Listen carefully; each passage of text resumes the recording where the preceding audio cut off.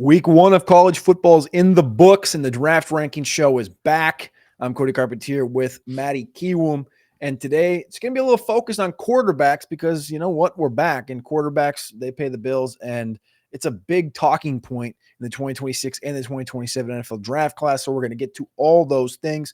Please click that like button. Please click subscribe if you're here on the Draft Rankings YouTube channel. If you're on podcast, leave 5 stars, leave a review. Make sure you're doing it on the Draft Rankings podcast network. I know this comes through the Player Profiler podcast network as well, but make sure you go over to our channel as well so you get any other drops that we have during the week that don't show up on the Player Profiler network. Matty Kiwoom, we were going to record this about 24 hours ago or so, maybe more, 28, 39, something like this, right? And I said, I think we need to push it because it's week one and Lenore Sellers plays on Sunday afternoon. Carson Beck plays on Sunday night.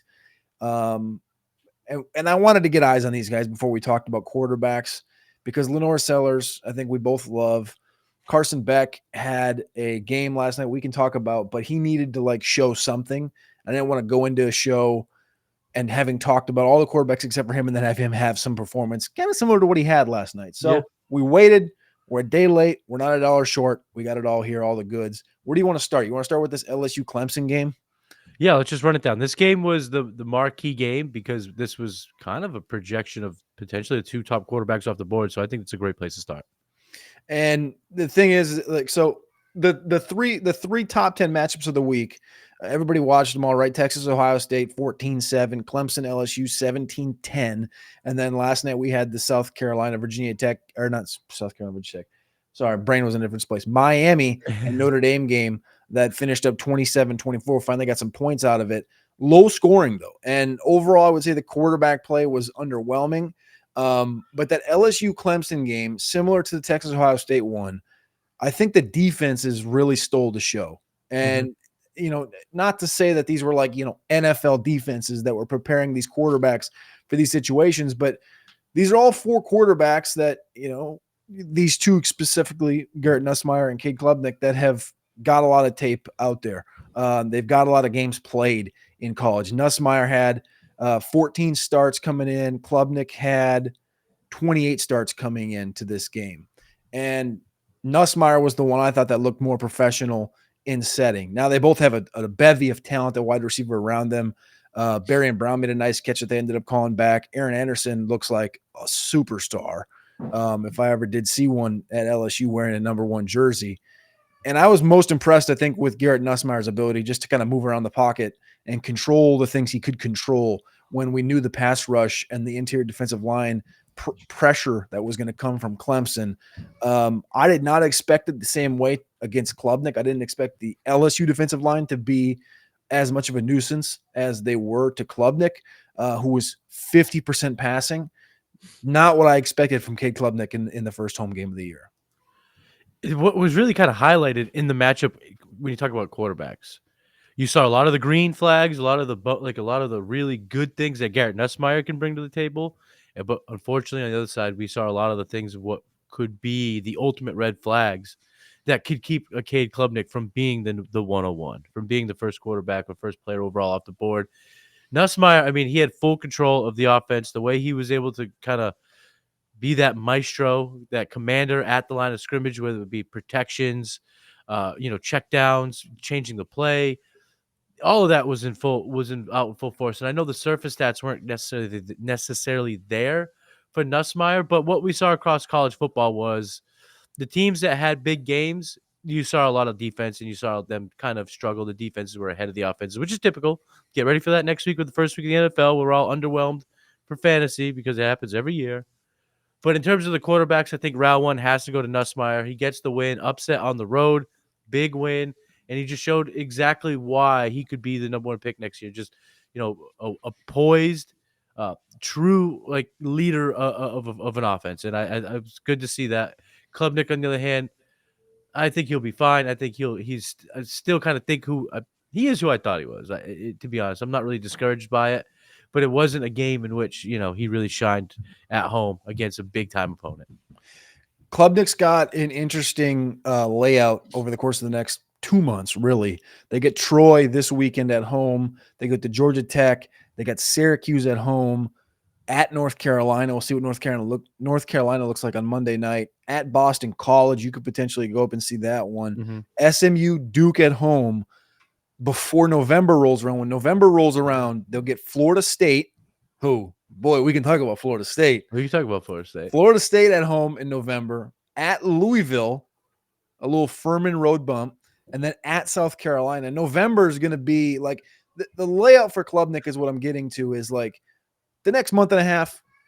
Like there's some opponents. Like there's going to be some good. You're going to get a good defense at North Carolina. I can almost bet that, assuming Belichick's going to play defense how he plays defense or coach defense how he coaches defense. And then Boston College and SMU be tough, but you really got to, get it dialed in by November. And I think that gives enough time for Klubnik. The thing is, like, I remember doing like the summer work on Klubnik, and I can pull my notepad back up here. And it was like a lot of the problems I had was tons of first read concepts against South Carolina, missed a few good plays while targeting, pre-planned great plays.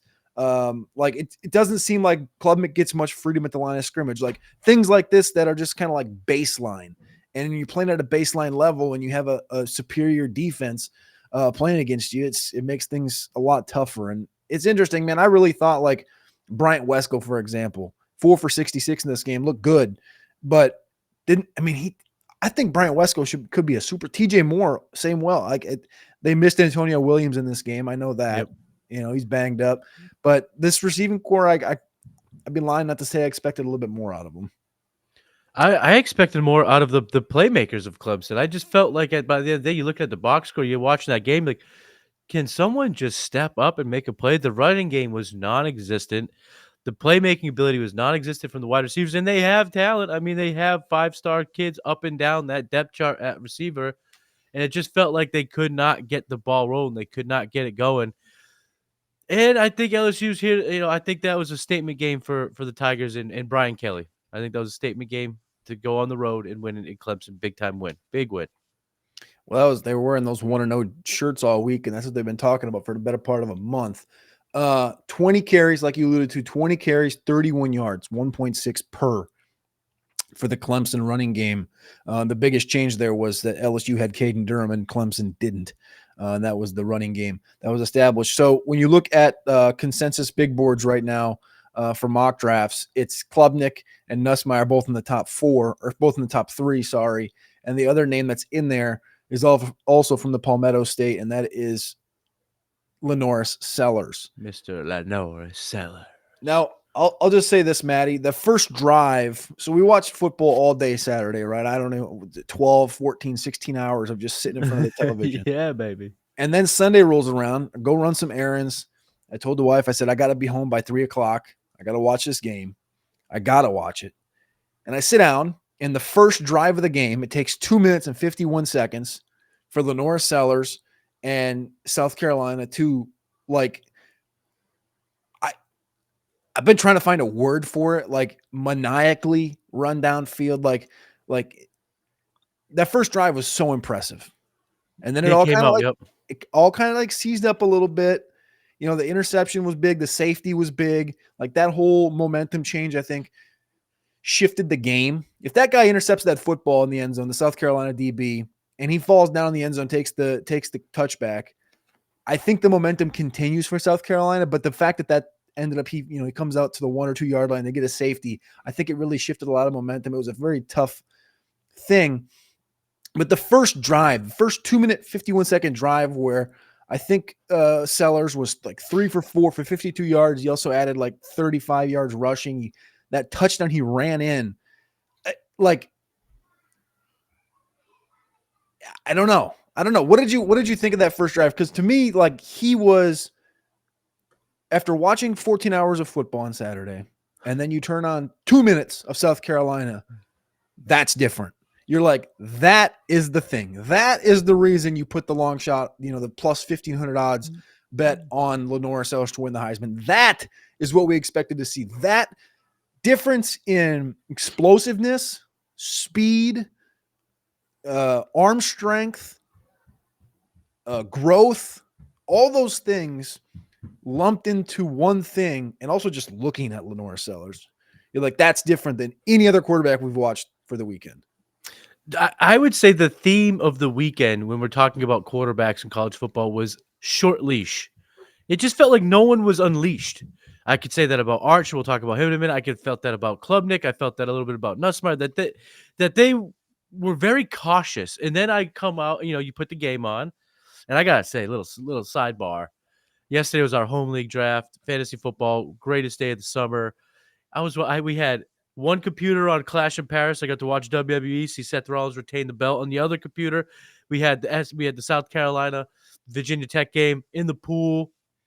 Beautiful, absolutely beautiful. But anyway, watching that first drive, I said my first thought. I looked at my buddy. This is horsepower, baby. This is Yeah. unchained horsepower. Giddy up, Nick Harbor, big catch.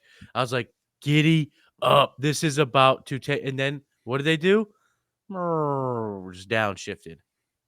They put Sellers right back in the box. They made that leash a little tighter.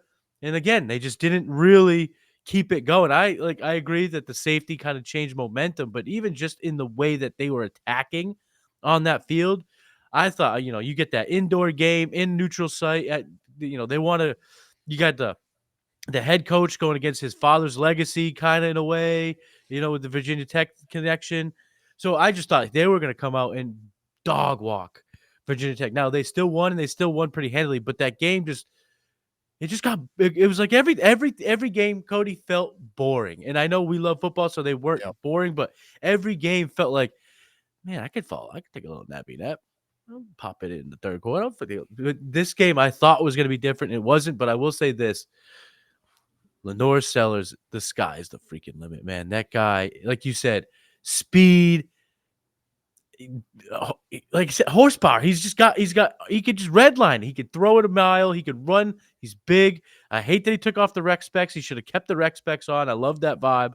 But anyway, he's ready to rock and roll. I think we're going to see some massive performances, but I will give him a ton of credit because I do think it's not easy, but we can see quarterbacks that can't play within the game plan unravel early, and he didn't. He stayed kind of true to what they needed. He had 64% completion percentage, I believe, 200 yards, had that touchdown, didn't throw a pick. I thought he was way more poised in that opening game, which I was great to see.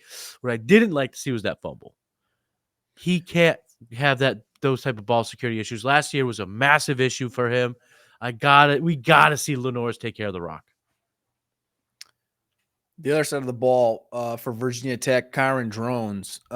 This is a guy that cousin of Cam Ward, the first overall pick last year. He's been one, like he transferred from Baylor 2 years ago. And I know just like living on the East Coast, living in Virginia the last 2 years or last 4 years, and then into South Carolina now, I'm like right in the middle of this game, right in the middle of these two cities. And the expectation last year was that Drones was going to be like the savior of the offense. Remember, they had Bashan Tootin, Mansour Delane. If you watched the LSU Clemson game, that was a cornerback that was on Virginia Tech. They had Aeneas Pibbles. Like, they lost a left tackle. They lost a bunch in the portal this last year because last year's Virginia Tech team was expected to be significantly better than what the results ended up being. And even if you look back to last year, they finished 6-6 in the regular season, started out 5-3. Those games they lost. Vanderbilt in overtime by 7, Rutgers by 3, number 7 Miami in Miami by 4. Remember, they should have won that game on that end zone situation. Syracuse by 7 in overtime, Duke by 3 at Duke. 5 one-score games out of their 6 losses. The 6th loss, Clemson by 10. Like, Virginia Tech was a really competent, good football team last year, but they just didn't quite get over the hump. They were the high expectation team. Like, now this year, like, I didn't expect them to really compete in this one. Like you said, especially after that first drive, I was like, oh, this has got 42-10 written all over it. As that game went on, Tech started to look decent. I was like, this could be a good football team. Their schedule's rather decent. Like, they could win the next 6 games, to be honest. But Drones, from a growth perspective, nobody's talked about him because they don't have to, because he hasn't done anything. But he's a good athlete. I think he's a good quarterback. But he just hasn't. I mean, he hasn't grown. He hasn't grown as a passer. 15 for 35, 221, 2 bad picks, Donovan Green, who's been in college for 7 years, the receiver, literally, I mean, he looks explosive, but the problem with him, he hasn't been able to stay healthy. It's like, I think this team could be decent, but Drones, as far as the quarterback conversation goes, finds himself near the bottom of the heap, unfortunately, again. He did have 12 carries for 26 yards, which isn't great, but I just want to get the Drones thoughts in there because he's been a guy that I've just kind of like watched. I like his throwing motion. I like his fluidity passing. It's just not accurate. He has shown flashes, but it feels like he's going the wrong direction in terms of his development. All right, let's go to the big matchup, the one that I don't really want to talk about, but we have to. I don't know if anybody watches. I know if anybody watches. I don't know if anybody has seen yet the Film Guy breakdown from Brooks Austin over on his YouTube channel of Arch Manning. Y'all should go watch it. It's phenomenal. Big fan of Brooks. And he breaks down the Arch Manning game. And it is eerily similar to me defensively, the attack that Georgia has put on Texas the last couple of years, and more so the attack on Sark's offense than of it being like attack on Arch. And Arch just happened to be in the way. Arch just happened to be in his first true road game, the first game of the year, his first start, like of this magnitude, which is not making excuses for him. It's just more so like just the situations are situational. And Matt Patricia packed his goddamn lunch.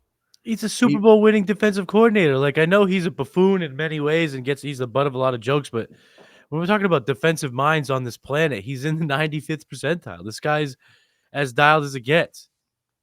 And was it the Super Bowl, the 28-3 game, and Sark was the OC for Matt Ryan? No, the OC, he was maybe quarterback's coach. No, he replaced Shanahan was the OC. Shanahan took the job right after the game. Sark came in as the OC the following year.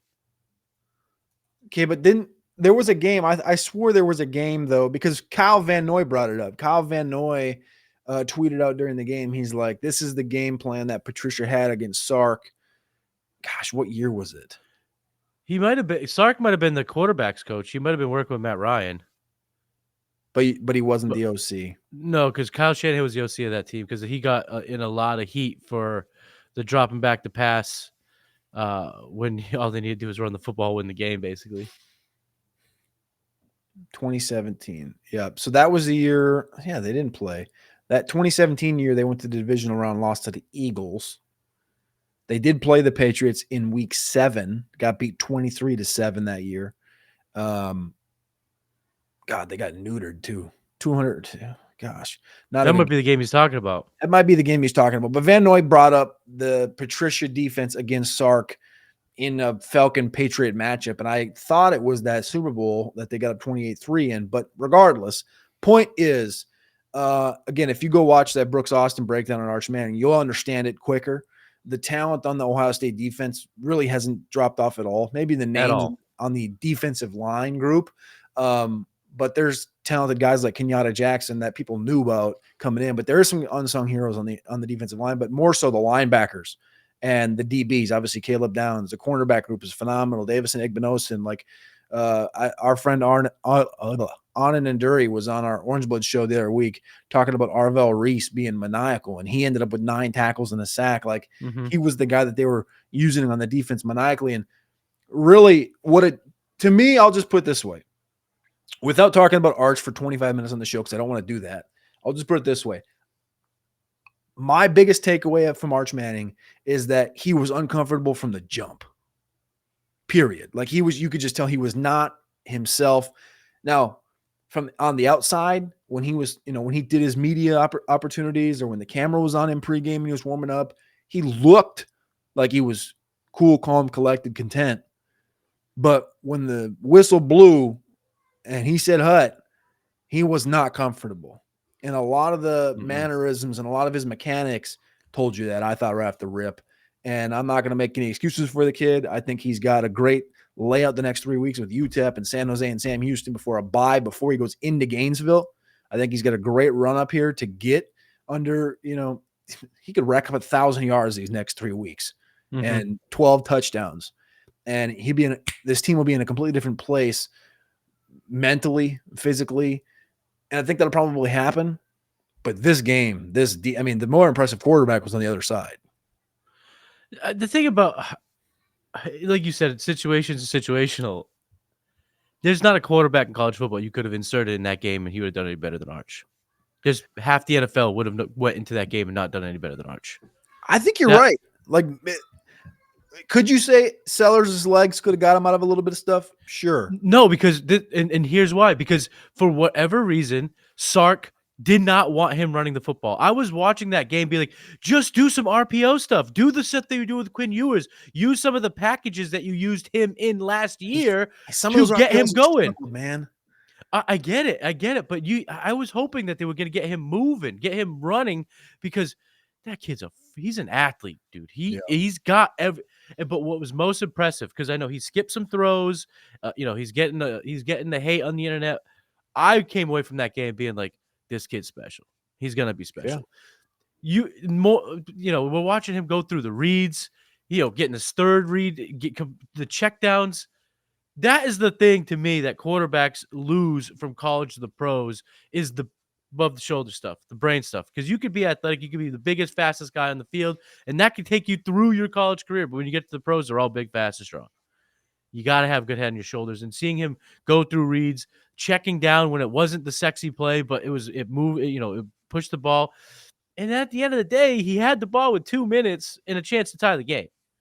You can't ask for more than this. And like I said, I don't believe that. I don't think Nussmeier, you could put Nussmeier in, Klubnik in, Sellers in. There's not a quarterback you could put. Maybe my guy Diego Paiva. I don't know how to say his name. Up here we could call it Paiva, but he calls it something else.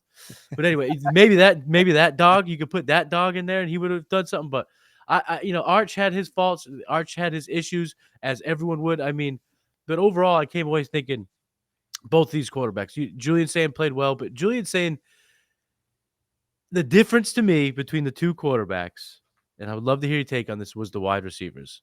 Cardinal Tate won the Ohio State Buckeyes that game.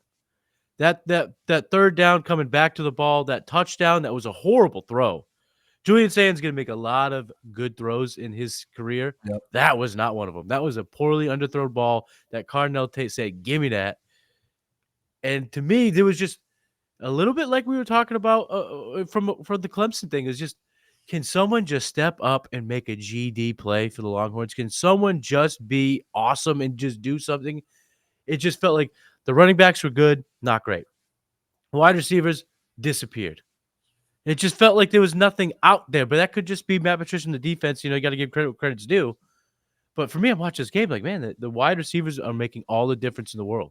Jeremiah Smith didn't have a big game, but you saw like how much that defense had to focus on Jeremiah Smith the entire time that guy was on the field. So it was just a little bit of a wake up call to me that I think there's not a lot, but there is some development that needs to happen on the Longhorn side to get them back into that championship contending roster, that championship picture that I don't think they faded out of, but of course they're going to fall in the rankings and stuff. But like you said, 3 weeks against some cupcakes. But can well, we'll get to this in a second, but I have something I want to bring up too. But in terms of this game, this is what I'll do to put a pin in it.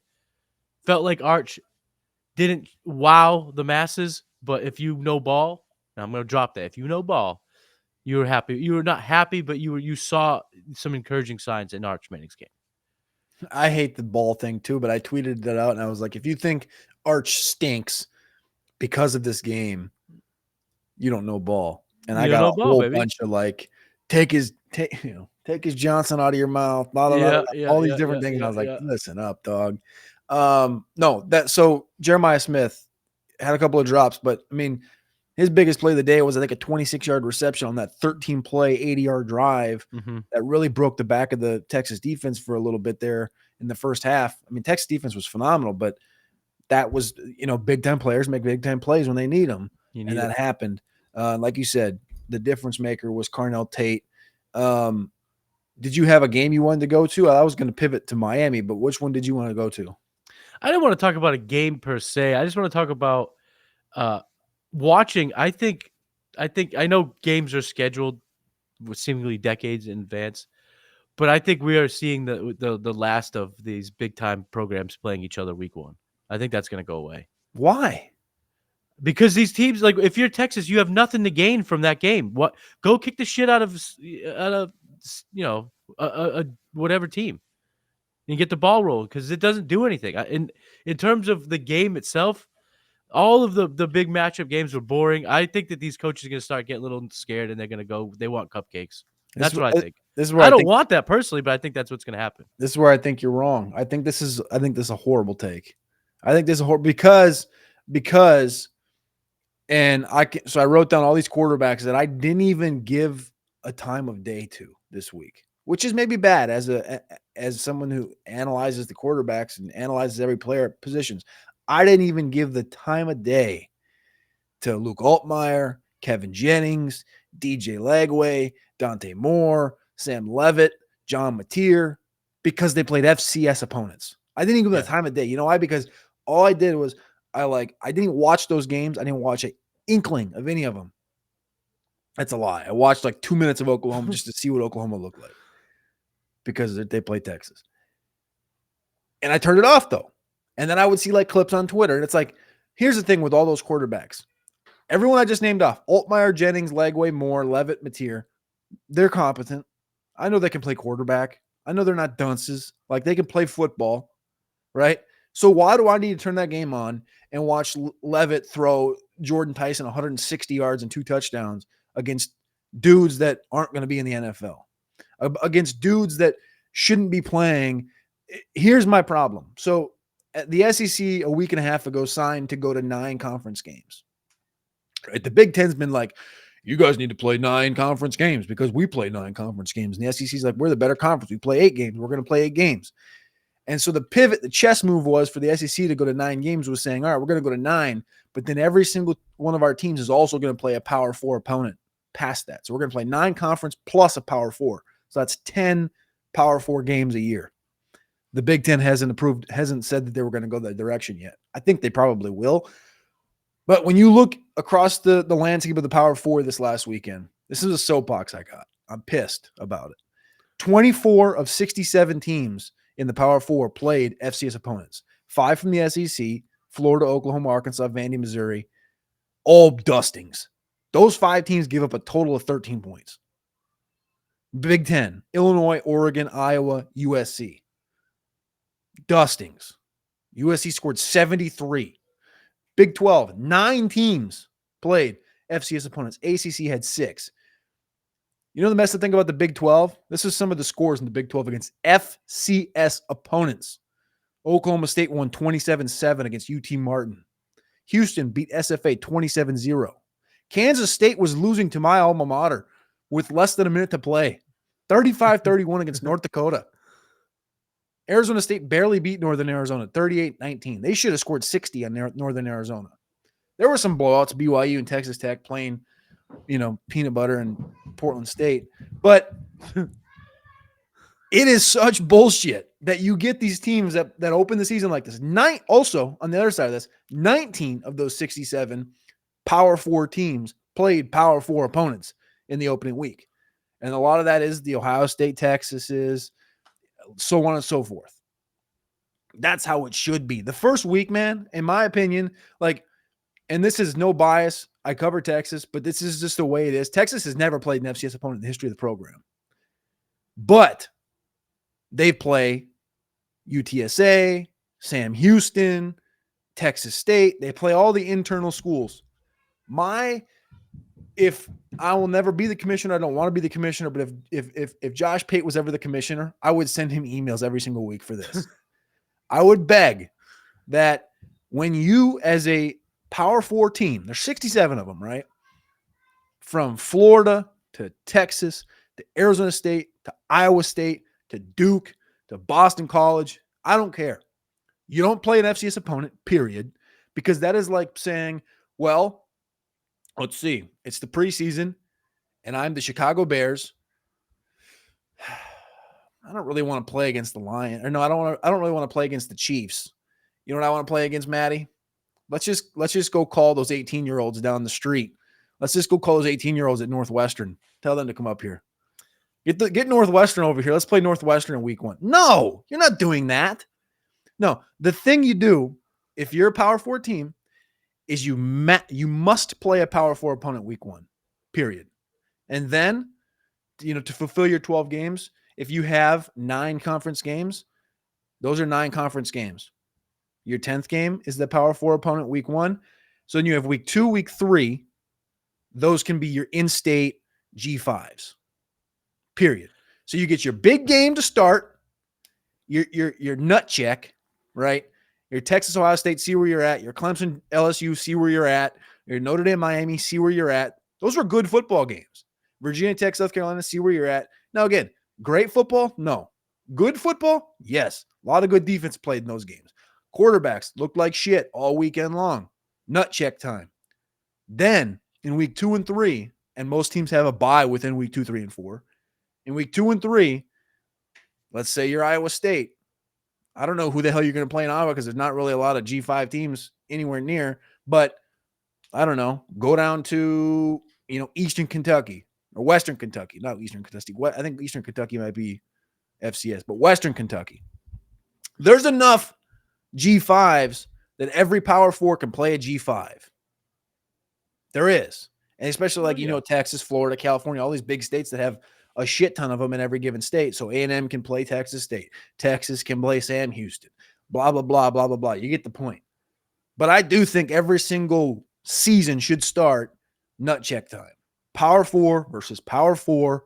You really want to brag about your conference, you must play another big dog. I don't want this bullshit where you walk into a season and BYU plays Portland State 69-0. Boston College plays Fordham 66-10. Florida plays Long Island. Did you know Long Island had a football team before this year? I did 55 Nugget. Nothing. And Vernell Brown had a good catch. Well, guess what? I don't care because Trammell Jones was playing in the third quarter.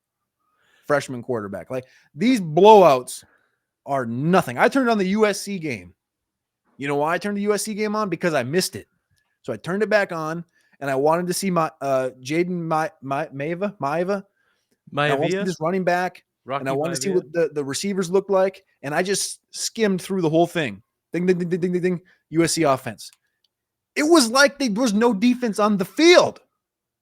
And that is how most of these situations are. Now, these defenses can play sound for sure at times, but the speed and the talent levels are so drastically different, Matty, that I don't care. Yes, you put the pads on, you chin strapped up, you game plan for frickin' Robert Morris.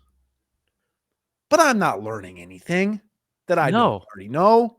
You're fast. Listen, you're Cody, bigger, you're stronger, you're smarter, and you're competent, and you're going to outcoach the shit out of them. Get out of here with this FCS bullshit. I don't disagree with you. And if you're commissioner, I'm backing you up. I don't want to be commissioner. I want Josh Pate to be the commissioner. I'm just going to email the shit out of him.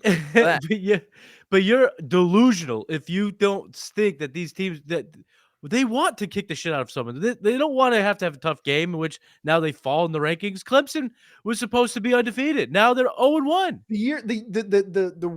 These coaches are not going to go. They're going to look around and go, why should my program play a dog if I can go play a cupcake like everyone else in our conference? Because you're not allowed to play cupcakes anymore. What do you mean? It all happened a day ago, 2 days ago. This is what I'm telling you. This is my hypothetical. No, you're not allowed to play anymore. What you did is you took what I said and construed it into Cody land and made it what you believe should happen. And I agree that's what should happen. But we live in a reality where certain things are truthful. And if you think Sarkisian's not looking at his boys and looking at his system being like, guys, we don't need to do this. We don't need to do this. But they do. We don't need to. We don't need to start the season off 0-1 playing in the horseshoe against one of the best teams, the defending champions. We don't need to. We don't need to do this. No one else is. Florida's over there kicking the shit out of who cares, and they're kicking the shit out of who cares. Why don't we do that? Well, let's go 1-0. I don't want to do this anymore. And 10 years down the road, we're going to go back to when we were kids. Week 1 was not worth watching, ever. You remember those days. They all played cupcakes. And then we started getting these big money games. It was like, hell yeah. And now, with the way playoffs are, with the fact that you don't need these wins on your resume, you just need to have wins on your resume, and your conference will propel you up the rankings. These teams are going to go, I don't need to put my quarterback in harm's way in the horseshoe week 1. I don't need to. No one else is doing it. Why the fuck should I do it? And that's not the way it should be. I agree. The way you broke it down is the way it should be. But these guys they don't care. They don't care what we think. I They don't think care what Stark the cares. fans think. I do think Stark cares. I do think Texas cares, which I think is one of the few teams that do care. You might be right on that. You might be right because it takes cojones to start off in Columbus. That takes absolute brazen raisins. 2022, Sark's first year at Texas, second year at Texas. Alabama, week 2. 2020, and this is when they were in the Big 12. 2023, at Alabama, week 2. 2024, at Michigan, week 2. 2025, at Ohio State, week 1. 2026, Ohio State at home, week 2. 2027, Michigan at home, week 2. 2028, at Notre Dame, week 2. 2029, Notre Dame at home, week 3. And they have Arizona State scheduled in 2032 and 2033. It's a big deal to the right program. For this no program. FCS and a Power 4 in the first 2 weeks of the season is just the way it should be. There should be none of this bullshit. I agree. I completely agree. I let you go in your soapbox because I wholeheartedly agree that it does nothing for the sport. It does nothing for the process. It does nothing for these kids. It's just let's just usher in a team. Let's give them a couple $1,000,000 so we could just absolutely dog walk them for an hour. All right. Now that we're off of that, we got like 2 minutes left. I got a hard out. Give me some quarterbacks, some thoughts really quickly. We'll go rapid fire back to back. Just some names that popped out and some thoughts. Well, for me, we talked about the quarterbacks in my, that was really kind of on my list because you're right. You can't gain a whole lot of knowledge watching these beatdowns. But what I will say, a quarterback, I do want to bring up a quarterback, though. I want to bring up Castellanos for Florida State. Yes. Talked a whole lot of shit and backed it the F up. And it's just, I think these type of, these players in college football are the ones that really just make the whole thing so special because he's not going to play on Sundays. Tommy Castellanos is never going to play on Sundays, but in back-to-back seasons, playing for BC, he upset against Florida State, and now playing for Florida State, he beat Alabama at home. I think that was a good showing, and I just think it's another classic case of the importance of experience at the quarterback position in college football. It's just another thing I love that I really do like. We talked about it on the last show, how it's just nice to see like these kids that grind out playing for maybe lesser programs can get to themselves to the point where they can upset an Alabama at home week 1. I think that was good. But in terms of his play, he's just a fucking renegade out there. He's just playing backyard football, and it's just fun to watch. Like I said, I don't ever see him playing on Sundays, but that was pretty fun to watch. Mine, I'll go Joey Aguilar, quarterback at Tennessee, played in the Aflac kickoff game against Syracuse. They won 45-26. His first career game, he showed up to Tennessee like 2 months ago.